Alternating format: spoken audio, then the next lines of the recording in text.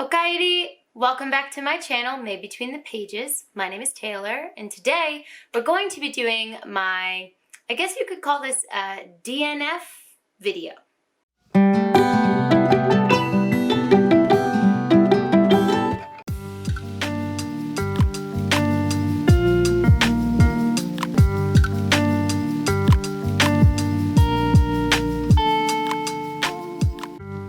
First and foremost, I want to address the elephant in the room, which is my voice. I came down with a really nasty cold last week, and I'm at the tail end of it. I think I'm finally coming through to the other side, but I did lose my voice for about 2 to 3 days, and this is what it sounds like right now.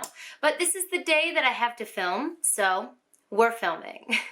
Now, I've seen a trend going around BookTube recently where people have been talking about books that they DNF'd or won't be reading. I know there's the anti-TBR tag going around from Nicole and her books, but I decided today to kind of hop on, not necessarily the tag, but discussing books that you've DNF'd. So I have 2 sections in this video. One section is books that I've actually DNF'd and why, and then books that I should have DNF'd and didn't, and why. If you know, on my channel, until this year, I've really had a huge problem with DNFing books. I struggle with feeling like I can't judge the book completely until I read it all the way, and I want to be able to judge the book completely. Does that make sense? Like, I always want to give the book the last couple chapters to win me over. But unfortunately, that usually doesn't happen when you don't like a book most of the way through.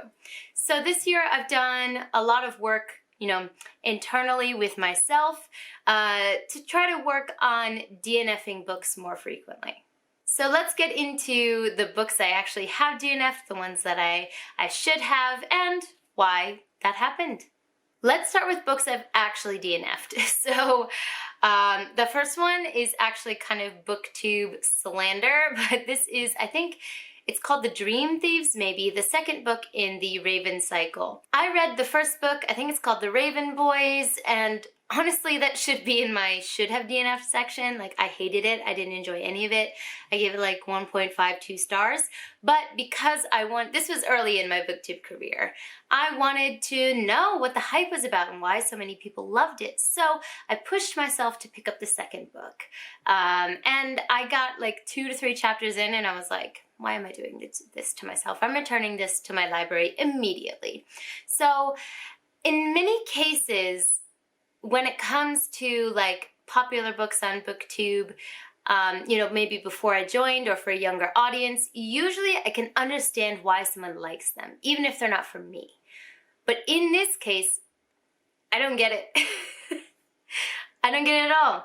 The antagonist is completely formulaic and just he comes out of nowhere, like, who the hell is this person? Why am I supposed to care that he's here? The characters themselves don't pull me in. It seems like the author wanted to write a character study and then thought, wait, these characters need a conflict and threw the conflict in there. And I'm a character-based reader, so I could usually run with that type of story. But in this case, I hated all the characters. So I don't get it. If it's your favorite book, that's great. I'm happy for you. You are not alone in that opinion. I'm quite alone in my opinion that this series, I don't want to say it was trash, but was trash. All right, I'm already on my way to being canceled. Let's just keep going. The second book here, I think more people can sympathize with, and it's not necessarily connected to BookTube, and that is The Catcher in the Rye. I have read, of course, for school, a lot of classics, and then after school, I chose to read a lot of classics. So in university, I chose to take classes, focusing on those things. And I hate this book. I don't use hate so freely. It might seem like it because of, talking about the Raven Boys, but I truly don't use that word very freely when it comes to books. I hate this book. I don't remember almost anything from it except for how much the narrator made me want to stab my eyes out when I was reading it. I just know all the no's. I read this for high school, and I knew that I had a book report due on it, and I DNF'd it anyway, and just, you know, what most people did. I read the Spark Notes, but I liked reading, so I usually pushed myself through books even if I didn't like them, like The Scarlet Letter. We'll get to that in another video.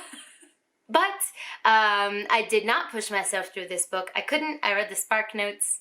Hey, I graduated high school, everything was all right, but like, I have no desire to ever crack open the spine of this book ever again. This third one's a lot less vitriolic, and that is The Vanishing Star by Maureen Johnson, I believe. This was a YA mystery trilogy, I think, but this is the second in the book, in the trilogy. So I read the first one, which was, oh, what was it called?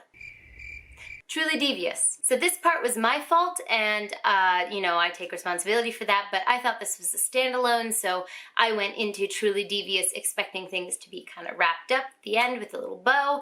They were not, because it's a trilogy. So I ended up picking up the second book when it came out, and I tried to read this book maybe 2 times, 3 times, and every time I tried physically, I tried audiobook, and every single time I lost interest. I couldn't have cared less about the mystery. So I think, you know, a lot of people sing the praises of this series, and I would say that there's a lot of merit if you're interested in a YA mystery. But for me, it just wasn't hitting right, so I just decided to DNF. This next one is a blast from the past, way before book 2, before I even discovered it. I think this was in high school. My parents got me In the Land of Invented Languages. I love linguistics. My major in university was a double in anthropology and linguistics. I love it, I'm a nerd. So my parents rightfully thought that I would love this book. This book is about languages that exist, but like don't exist. You know what I mean? So like Klingon or the Elven language in The Lord of the Rings. So this seems really up my alley, especially as a fantasy and language lover. So I would get, you know, like maybe 1/3 of the way through-ish every time, and I just put it down. I mean, you know, and I'm someone who loves my books to be in pristine condition. It's got water damage. Like I've taken this with me so many places, hoping I'll pick it up and like it. That's why it's in Japan. I was like, oh, maybe I'll pick this up and love it. I haven't. Maybe I will give this one more shot. I'm thinking of doing a series on my channel where I try books that I want to give a second chance to. So maybe this would be part of that. I don't know what it is. The writing is not necessarily boring or bad. I don't know. I just haven't finished it. These next 2 are a bit more recent, so if you've been watching my recent videos, you've probably seen me talk about them. But the first one of these is going to be These Violent Delights. This is a book that I think in the past I would not have DNF'd, I would have pushed myself through. But because I'm trying to give myself more of that room and dedicate my time to books that are grabbing my attention, I decided to DNF this book. It's not a bad book, I don't think, by any means, and there are a lot of people who I respect their tastes who really like this book.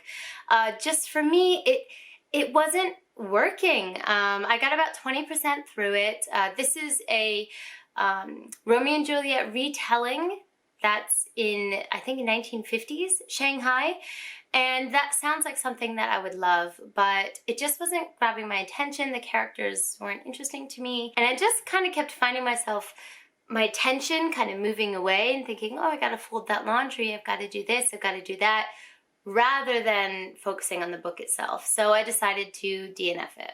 This isn't a hard DNF though. I would be open to picking it up again in the future.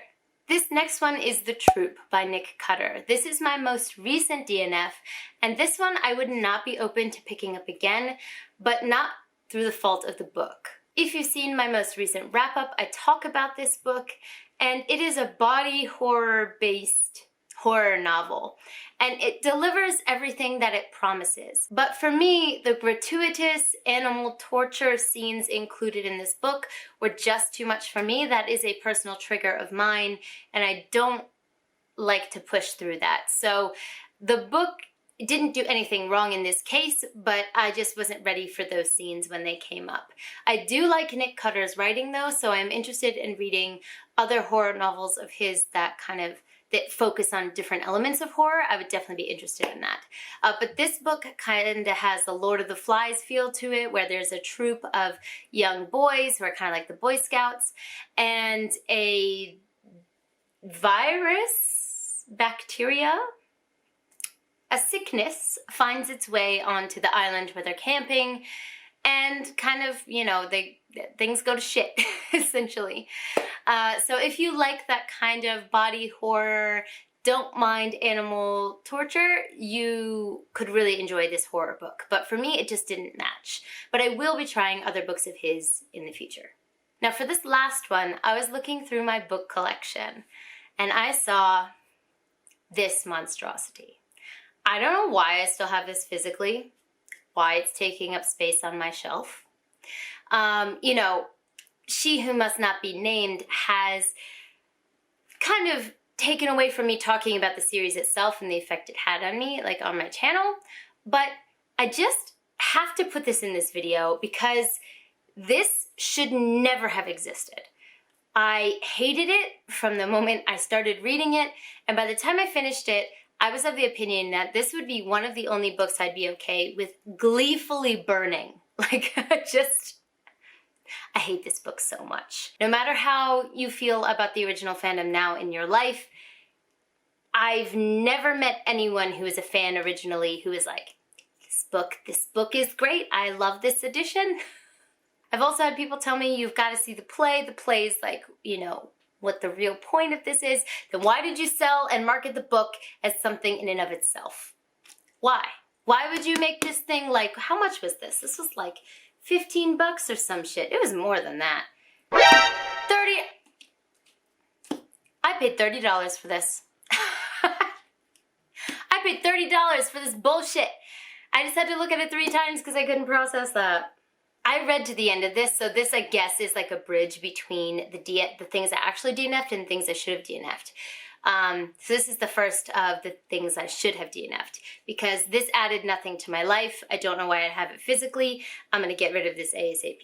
If you are a fan of the series, never subject yourself to this.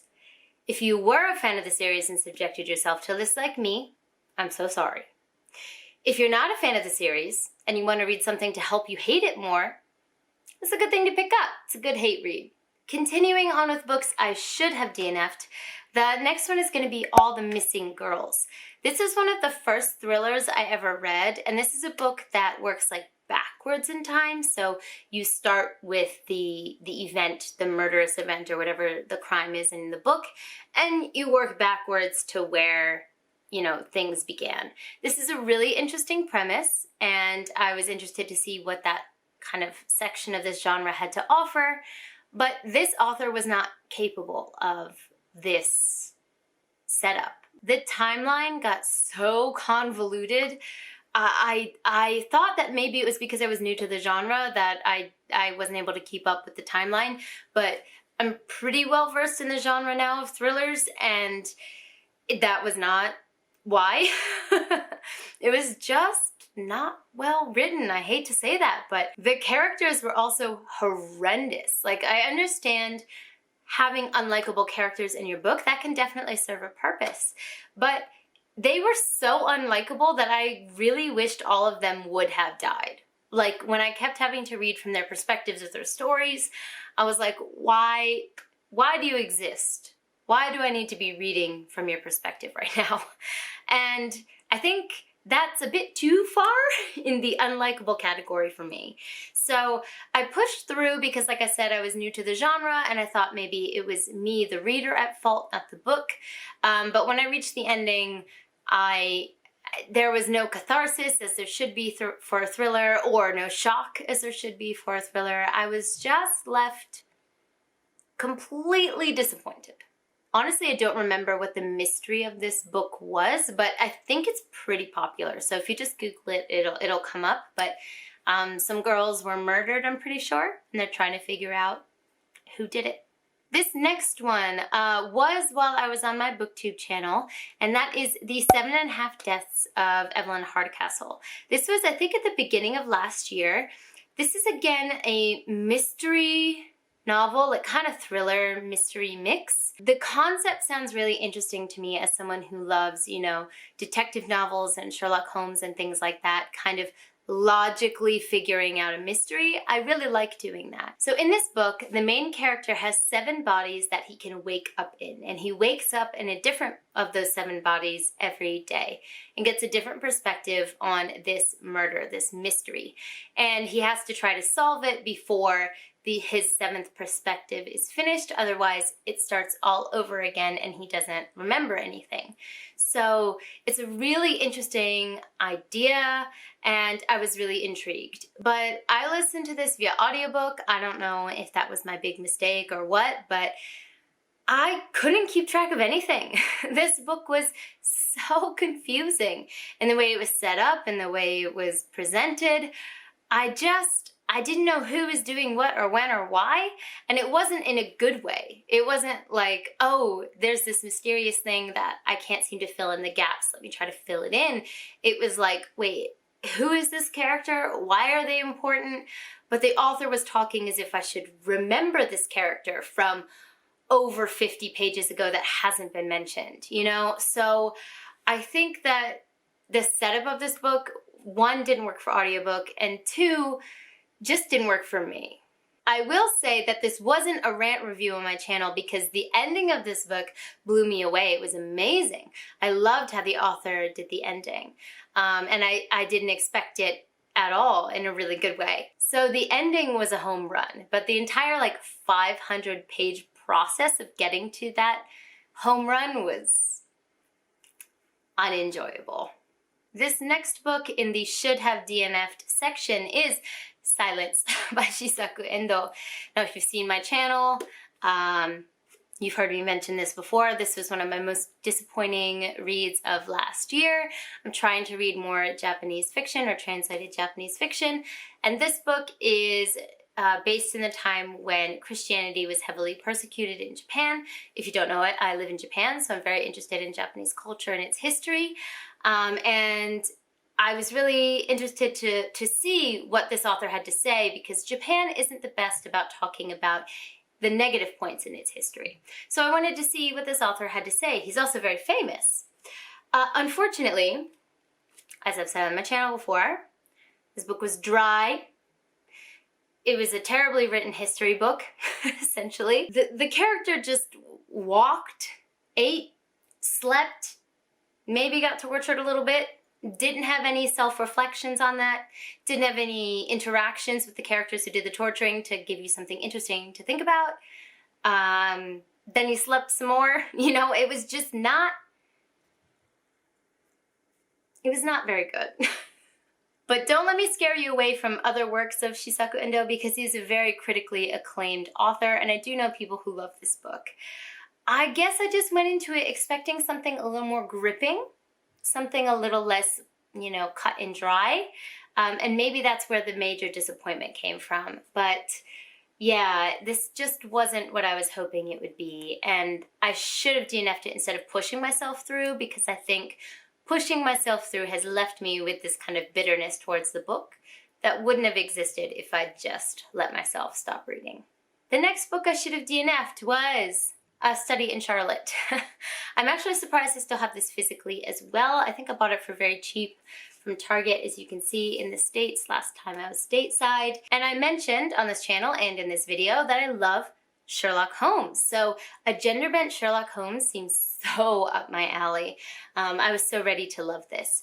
Unfortunately, I did not. The way the mystery was solved was very not satisfying to me. And the main thing that took my enjoyment out of this book was the relationship between Watson and Holmes. In the original series, Holmes is kind of an asshole, you know, not kind of, he is one.